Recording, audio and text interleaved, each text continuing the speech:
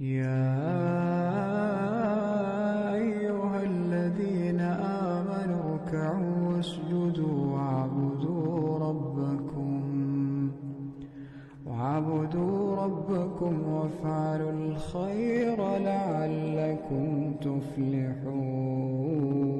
Assalamu alaikum mes sœurs, j'espère que vous allez bien en regardant cette nouvelle vidéo. On se retrouve aujourd'hui mes sœurs pour un nouveau sujet qui concerne les 7 péchés capitaux. Nous allons ensemble bi'idhnillah les décortiquer et les détailler un par un pour mieux les comprendre et ainsi les éviter à tout prix car le prophète sallallahu alayhi wa sallam nous a mis en garde contre ces péchés. À savoir mes sœurs que si on se retrouve à faire un de ces péchés sans le savoir, par ignorance ou par méconnaissance, il faudra absolument se repentir et demander pardon à Allah et revenir ainsi sur son chemin. Et comme je ne cesse de le dire et de le répéter dans toutes les vidéos, il n'est jamais trop tard mes sœurs pour revenir sur la bonne voie d'Allah avec un pardon et un repentir sincère. Et avant de commencer mes sœurs, j'aimerais avoir votre attention du début jusqu'à la fin de la vidéo pour mieux comprendre et mieux assimiler donc toutes les informations que je vais vous citer. Et nous allons commencer bi'idhnillah mes sœurs sans plus tarder, mais avant cela nous allons prier sur le prophète Mohammed sallallahu alayhi wa sallam. اللهم صل على محمد وعلى آل محمد كما صليت على إبراهيم وعلى آل إبراهيم وبارك على محمد وعلى آل محمد كما باركت على إبراهيم وعلى آل إبراهيم في العالمين إنك حميد مجيد.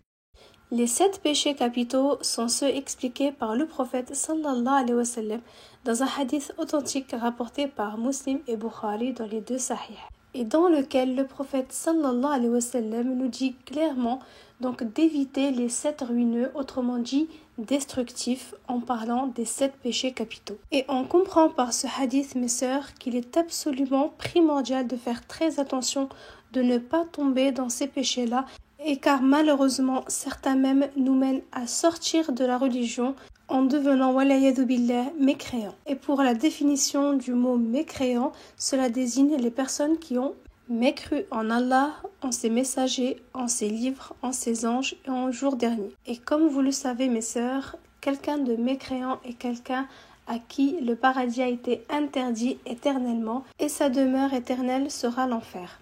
Et nous allons commencer mes sœurs par le premier péché capital qui est le plus important et qui est vraiment destructif dans le sens où il fait sortir le croyant donc de sa religion en le rendant carrément mécréant. Et attention mes sœurs, car ce péché-là est un péché que Allah ne pardonnera jamais. Et celui qui fera ce péché-là ne rentrera jamais au paradis. Et ce péché s'appelle l'association. Donc c'est le fait d'associer quelqu'un ou quelque chose à Allah. Et son appellation en arabe, c'est le mot shirk. À savoir mes sœurs que le fait d'associer quelqu'un ou un objet à Allah constitue un très grave péché. Et malheureusement, la personne qui fait ça et qui meurt sur cet état sans être repenti ne sera pas pardonnée et séjournera malheureusement et éternellement en enfer. Et à ce sujet mes sœurs, Allah Azza wa Jal dit: en effet, il t'a été révélé ainsi qu'à ceux qui t'ont précédé, si tu donnes des associés à Allah, ton œuvre sera certes vaine et tu seras très certainement du nombre des perdants. Et c'est malheureusement ce qu'on voit actuellement, comme certaines personnalités ou célébrités mécréantes qui font vraiment le bien toute leur vie, mais malheureusement leurs bonnes œuvres seront rendues nulles le jour de la résurrection, puisque ces personnes-là ne sont pas musulmanes et malheureusement elles auront mécru en Allah. Donc mes sœurs, Allah Azza wa Jal peut tout pardonner sauf l'association. Et à ce sujet mes sœurs, Allah Azza wa Jal dit dans la sourate 4 verset 116: certes Allah ne pardonne pas qu'on lui donne des associés, à part cela il pardonne à qui il veut. Quiconque donne des associés à Allah s'égare très loin dans l'égarement. Et également mes sœurs, dans Souratul Kahf, celle que nous lisons tous les vendredis, Allah Azza wa Jal nous dit dans le verset 103 et aussi le verset 104: voulez-vous que nous vous apprenions lesquels sont les plus grands perdants en œuvre? Et il répond Azza wa Jal dans le verset 104: ceux dont l'effort dans la vie présente s'est égaré alors qu'ils s'imaginent faire le bien. Et on comprend à travers le sens de ce verset que les mécréants qui œuvrent en bien, leurs œuvres seront nulles le jour de la résurrection puisqu'ils auront mécru en Allah. Et maintenant, mes sœurs, que nous avons vu la gravité donc de ce péché qui est l'association, celui que Allah ne pardonnera jamais, et en conséquence celui qui le fera donc sera éternellement en enfer, et il n'aura pas de secoureur. Et pour cela, mes sœurs, nous allons voir les différentes formes d'association à Allah que nous devons impérativement éviter, mes sœurs. Et le premier shirk, mes sœurs, qui est le plus répandu, c'est le fait de demander la protection à autre qu'Allah. Et je vais vous citer quelques exemples pour mieux vous rapprocher de l'idée. La chose la plus utilisée, mes sœurs, c'est le fait d'avoir du shirk sous forme de talisman, d'amulettes ou d'objets ordinaires. Et nous avons, mes sœurs, dans le top 1, la manne de Fatma qui est très répandue dans le nord de l'Afrique et plus particulièrement dans les pays du Maghreb. Et en parallèle, nous avons le symbole de Nazar qui est répandu sous le nom de l'œil de Nazareth qui nous vient tout droit de la Turquie où des arbres lui sont dédiés afin de les accrocher là-bas. Il y a également des dérivés à cela comme l'œil de Sainte Lucie, le trèfle à 4 feuilles ou bien les cornes ou même le fer à cheval. Ils peuvent se décliner sous plusieurs formes différentes comme des bracelets, des colliers, des boucles d'oreilles ou même des amulettes qu'on peut porter comme un porte-clés par exemple ou autre pour accrocher devant la porte de chez soi ou sur les murs de la maison, voire même à l'intérieur de la voiture. Et on arrive, mes sœurs, au summum du shirk. En allant se procurer un talisman chez le meilleur sorcier, écrit avec ses soins et rédigé avec beaucoup d'attention, et ceci reste toujours dans le but d'avoir une certaine protection, d'être protégé ou bien sauvé entre guillemets de tout ce qui est sorcellerie ou mauvais œil. Ensuite, mes sœurs, nous avons une autre catégorie de personnes qui, quant à elles, vont chercher refuge dans des sanctuaires où sont enterrés généralement donc des califes ou bien des personnalités connues dans l'islam et qui ont marqué l'histoire à travers leurs combats ou bien à travers leurs messages. Le concept de cette pratique, c'est que les fidèles s'approchent du tombeau qui est recouvert généralement d'une étoffe de soie dorée ou bien d'une couleur qui est généralement le vert, et déposent une offrande à ce dernier et parfois même un sacrifice animal, tout en l'invoquant pour qu'il leur vienne en aide. Sachant que la personne à qui on demande cela est un être humain tout comme nous et qu'en plus de ça, il est décédé et censé se reposer en paix. Et le fait d'invoquer autre qu'Allah, mes sœurs, relève d'une très grande association, un très grand shirk impardonnable, mes sœurs. Et à ce sujet, Allah Azza wa Jal dit « N'invoque pas en dehors d'Allah ce qui ne peut ni te profiter, ni te nuire, car alors tu ferais certes partie des injustes. » Également, mes sœurs, dans la sourate 35, verset 14, Allah Azza wa Jal dit « Si vous les invoquez, ils n'entendent pas vos invocations. S'ils entendaient, ils ne vous répondraient pas. Et le jour de la résurrection, ils vont mécroire à votre association. » Plusieurs hadiths concernant l'association ainsi que des versets coraniques sont dédiés à cela et décrivent la gravité du shirk ainsi que le châtiment dédié aux personnes qui le font. Comme le dit le verset 13 de la sourate 31, lorsque Luqman dit à son fils tout en l'exhortant « Ô mon fils, ne donne pas d'associé à Allah, car l'association à Allah est vraiment une injustice énorme. » J'espère que j'ai été très claire sur ce point-là de l'association et l'idolâtrie qu'on appelle aussi le shirk, car vraiment c'est un point qui est très important, mes sœurs, si vous saviez, ça fait sortir la personne de sa religion et donc finir et périr éternellement en enfer. Désolée si j'étais un petit peu longue sur ce point-là, mais il a fallu que je donne beaucoup d'exemples pour vous montrer un petit peu à quoi ressemble le shirk, parce que parfois des personnes le font sans même se rendre compte, sans savoir qu'il s'agit vraiment de l'idolâtrie, qu'en faisant cela, ils invoquent autre qu'Allah, alors que c'est un très grand péché impardonnable. D'autres exemples de shirk existent notamment, mais j'ai peur d'être trop longue pour tous les développer. Et nous allons plutôt continuer avec le deuxième péché capital, qui est un acte aussi malveillant qu'illicite, et il s'agit bien de la sorcellerie. Il faut savoir d'abord, mes sœurs, que pour les personnes qui ne croient pas à la magie, à la sorcellerie, détrompez-vous car cela existe vraiment. Car dans notre religion, donc concernant la Sunna et le Coran, cela existe réellement. Il est mentionné dans le Saint-Coran ainsi que dans certains hadiths, et que même que le prophète sallallahu alayhi wa sallam en a été victime. Pour ce péché, mes sœurs, cela concerne deux personnes.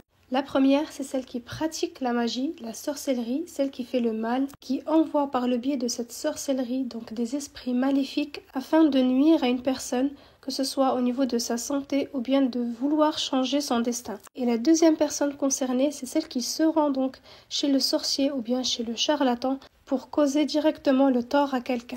Et en parallèle, nous avons également les voyantes et les personnes qui se rendent chez elles. À ce sujet, le prophète sallallahu alayhi wa sallam a dit: celui qui consulte un devin, ça veut dire un voyant ou bien charlatan, et croit ce qu'il dit, il aura donc mécru en ce qu'il a été révélé au prophète Mohammed sallallahu alayhi wa sallam. Ce qui nous mène directement au péché précédent, mes sœurs, le fait d'associer, en mécréant directement à ce qu'il a été révélé au prophète sallallahu alayhi wa sallam. Égard à celui qui pratique la sorcellerie pour but de détruire quelqu'un ou pour but de détruire une famille, un foyer ou même des couples. Et à ce sujet, Allah Azza wa Jal dit: celui qui acquiert cela n'aura aucune part dans l'au-delà. Et certes, quelle détestable marchandise pour laquelle ils ont vendu leur âme. Et on poursuit, mes sœurs, avec le troisième péché qui est l'usure, également appelé en arabe riba. Par sa définition, cela veut dire le surplus exigé du débiteur par rapport au délai de remboursement qui lui a été accordé. Et les banques sont les meilleurs exemples, car en effet, en demandant un prêt bancaire, vous serez contraint de pratiquer la riba, car au final, le prêt que vous aurez demandé sera augmenté avec les intérêts, et c'est ce qui est interdit de faire. Et à ce sujet, Allah Azza wa Jal dit: ô les croyants, ne pratiquez pas l'usure en multipliant démesurément votre capital, et craignez Allah afin que vous réussissiez. Et puis dans un autre verset: ô les croyants, craignez Allah et renoncez au reliquat de l'intérêt usuraire si vous êtes croyants. Après ces deux versets, Allah Azza wa Jal prévient ses serviteurs de la gravité et aussi du châtiment que la personne concernée pourra subir le jour du jugement, en disant dans le verset suivant: et si vous ne le faites pas, c'est-à-dire de renoncer au reliquat usuraire, dans ce cas, alors recevez l'annonce d'une guerre de la part d'Allah et de son messager. Donc Allah Azza wa Jal accentue formellement l'interdiction de la riba afin de protéger les nécessiteux envers les riches qui veulent en profiter pour s'enrichir davantage, en fructifiant leurs biens avec les intérêts usuraires, bien évidemment au dépit des pauvres. Et pour les gens donc qui pratiquent et qui continuent de pratiquer la riba, Allah Azza wa Jal les met en garde contre un châtiment douloureux le jour de la résurrection, en précisant dans le verset suivant: et à cause de ce qu'ils prennent des intérêts usuraires qui leur étaient pourtant interdits, et parce qu'ils mangent illégalement les biens des gens, à ceux d'entre eux qui sont mécréants, nous avons préparé un châtiment douloureux, et se tiendront le jour de la résurrection comme celui que le toucher de Satan a bouleversé. Et on passe directement au péché suivant qui est le meurtre. Et avant de commencer, mes sœurs, sur ce péché-là, il faut savoir que l'islam interdit formellement et d'une manière absolue le meurtre d'un musulman ou bien d'un non-musulman également. Notre religion interdit toute atteinte à l'intégrité physique d'un homme, quelle que soit son ethnie, sa religion ou même sa pensée. À rappeler également que notre religion est une religion de paix, d'amour et de tolérance. Et comme Allah Azza wa Jal le dit explicitement dans le Saint-Coran concernant les non-musulmans, le verset 6 du Repentir où Allah dit: si quelqu'un parmi les associateurs te demande protection, protège-le afin qu'il entende les paroles d'Allah, puis fais-lui regagner son lieu sûr, car ce sont des gens qui ne savent pas. Comme on peut le voir, donc ce verset appelle même à la protection du non-musulman lorsqu'il est inoffensif, innocent et méconnaissant de la religion. Notre religion appelle également à la paix avec tous les mécréants sur terre, comme on peut le voir à travers ce verset où Allah Azza wa Jal dit: et s'ils s'inclinent à la paix, incline-toi vers celle-ci et place ta confiance en Allah, car c'est lui l'audient et l'omniscient.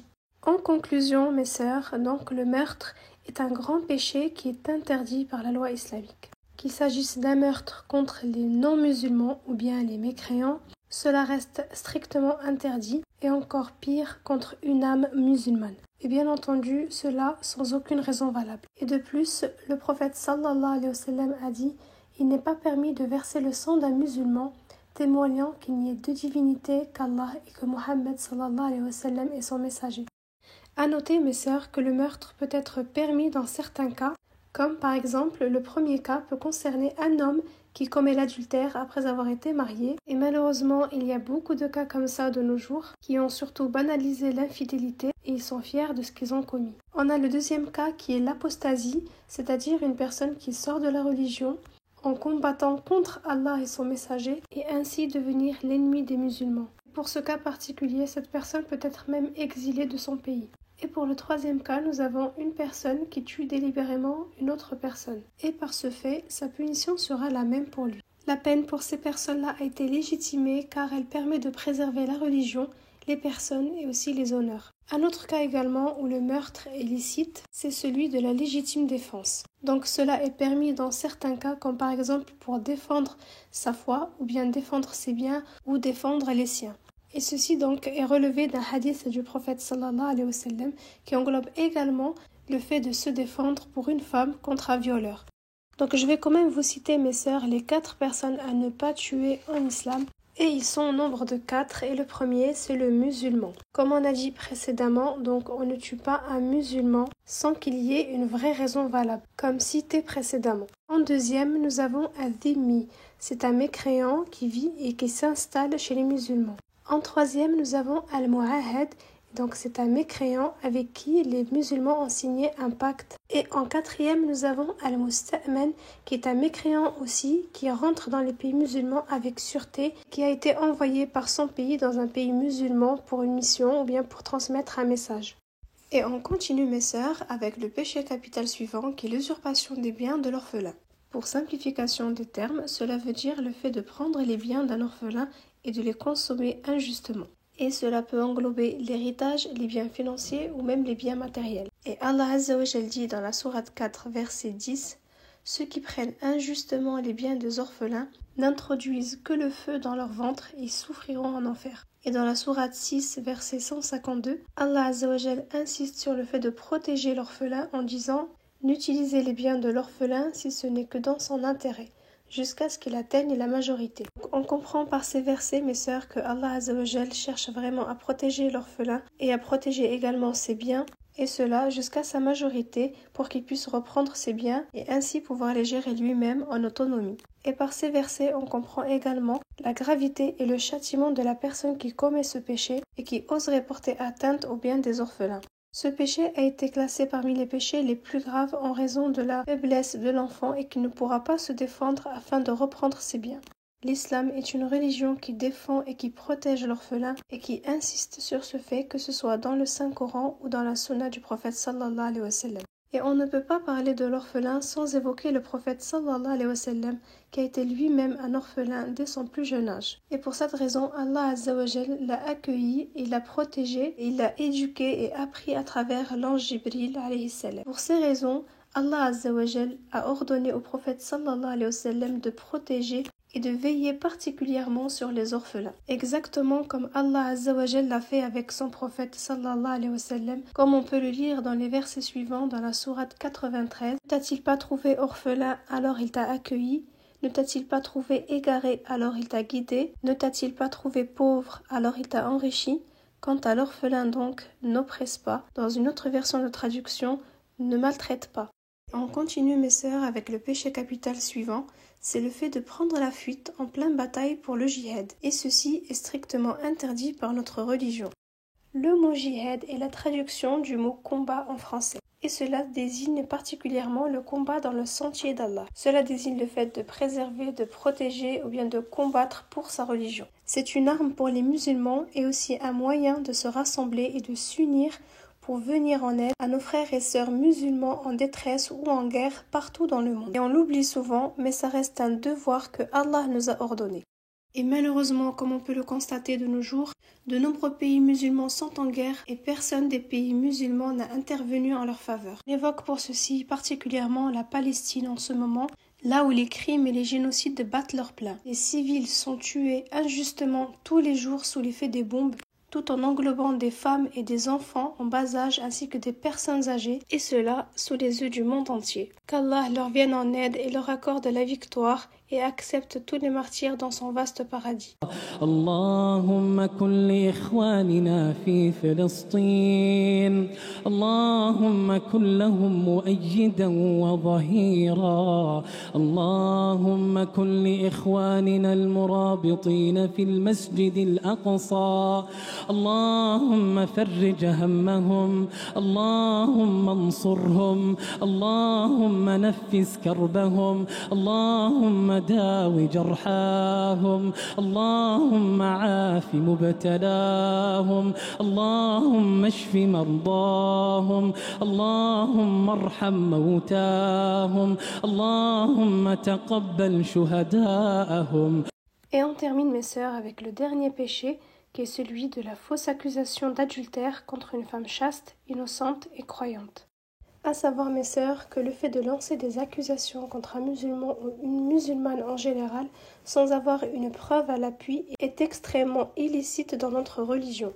Et celui qui fait cela, qui accuse à tort sans preuve valable, encourt la malédiction d'Allah sur lui, ainsi qu'un grand châtiment puisqu'il aura commis un des plus grands péchés capitals. À ce propos, Allah Azza wa Jal dit « Et ceux qui offensent les croyants et les croyantes sans qu'ils l'aient mérité se chargent d'une calomnie et d'un péché évident. » Et Allah Azza wa Jal dit également à propos de la femme chaste qui est accusée à tort « Ceux qui lancent des accusations contre des femmes vertueuses, chastes, qui ne pensent même pas à commettre la turpitude, et croyantes sont maudits ici-bas comme dans l'au-delà, qu'ils auront un énorme châtiment. » On ne peut pas parler des fausses accusations d'adultère sans évoquer l'histoire de Aïcha radiallahu anha, qui est la femme du prophète sallallahu alayhi wa sallam et la fille du compagnon Abu Bakr Siddiq, qui était le meilleur compagnon du prophète et qui a vécu une triste histoire concernant les fausses accusations d'adultère et qui s'est retrouvée dans une mauvaise position à cause des rumeurs qui circulaient parmi les musulmans jusqu'à ce qu'elles arrivent aux oreilles du prophète sallallahu alayhi wa sallam qui l'en fut choqué. Les conséquences de cette calomnie ont été dévastatrices non seulement pour le prophète sallallahu alayhi wa sallam qui avait un comportement froid vis-à-vis de Aïcha radiallahu anha par rapport à ce qu'il a entendu, et de son côté Aïcha radiallahu anha fut malade jusqu'au point d'être alitée. Et alhamdulillah, tout est rentré dans l'ordre après que Allah Azza wa Jal fut descendre des versets sur le prophète sallallahu alayhi wa sallam afin d'innocenter Aïcha radiallahu anha. Donc voilà mes sœurs, en conclusion de cette histoire, il faut faire très attention à ce qu'on dit et surtout lorsqu'il s'agit de l'honneur d'une femme, il faut faire très attention à ce que l'on dit et surtout en l'absence des preuves, car cela peut emmener à une catastrophe ou à une situation dramatique. Et voilà mes sœurs, on arrive à la fin de cette vidéo, j'espère qu'elle vous aura plu, qu'elle vous aura apporté davantage et je vous donne rendez-vous très bientôt Inch'Allah pour une nouvelle vidéo. Barakallahu fikum mes sœurs. D'ici là, portez-vous bien et prenez soin de vous.